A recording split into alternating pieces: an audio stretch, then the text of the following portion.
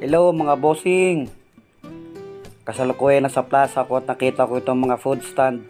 Located lang ito sa may plaza ng Ibahay, tabi ito ng Catholic Church.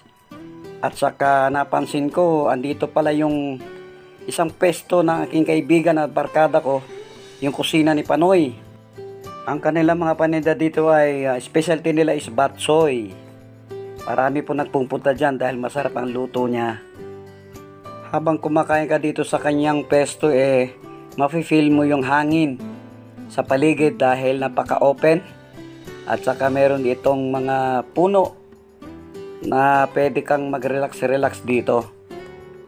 Kapag kayo po ay napunta sa Ibahay, Aklan, pwede po kayong pumasal dito sa may plaza na to. Shoutout nga pala sa lahat ng mga Ibayhanon. Mayat-ayat nga agawang kinyutanan. At iyan, nakita ko nga yung plaza, napakaganda na at na-develop na siya. Napakamaliwalas na at maganda ng laruan. Pwedeng pasyalan po ng pamilya. Ay, yung mga food stand na to nandito lang po to sa may yung tinatawag naming Akasya.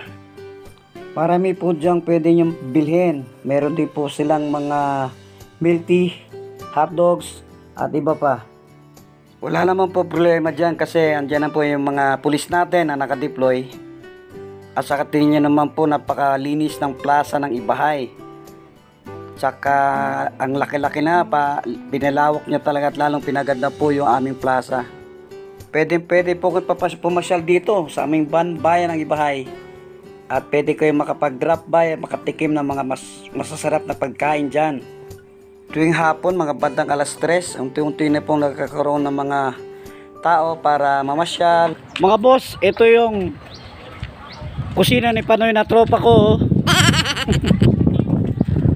Pag napadpad kayo ng Ibahay, Aklan, dito sa Banwa, talakay dito sa kusina ni Panoy.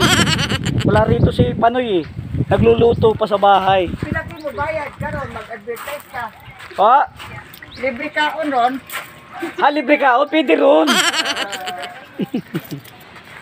Tagasing ka na Taga Ibahay Aklan. Ibahay, Aklan. Hindi ako Simba papunta ka na mo. sa Munukanay, Lapan-Anak ko. Ay, ako malang nasa kakapokus.